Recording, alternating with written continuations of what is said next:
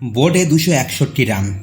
এই run chase করতে গেলে প্রতি ওভারে 13.1 রান করে লাগবে, যেটা টি-20 ক্রিকেটে চেস করা দুঃস্বপ্নের মতো। সেই রানটাও চেজ হয়ে যাচ্ছে। প্রথমে ব্যাটিংয়ে নেমে কলকাতা নাইট রাইডার্সের দুই ওপেনার ফিল সল্ট ও সুনীল নারিন নিজের আক্রমণাত্মক মেজাজে ব্যাটিং শুরু করে।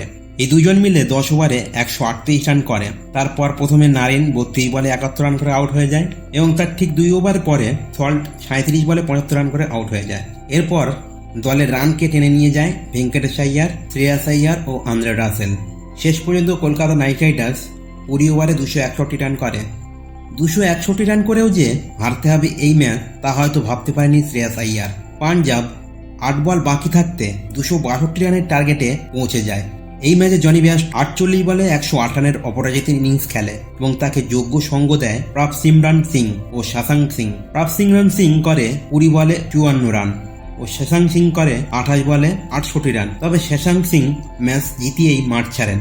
261 রান করেও যদি কোনো টিম জিততে না পারে, তাহলে ভাবতে হবে তাদের বোলিং কত জঘন্য হয়েছে। এই প্রথম না, এই নিয়ে ঘরের মাঠে দুবার 200+ রান করে হারতে হয়েছে কলকাতাকে। এমনকি আগের ম্যাচে আরসিবির বিরুদ্ধে 222 রান করেও হারতে হচ্ছিল।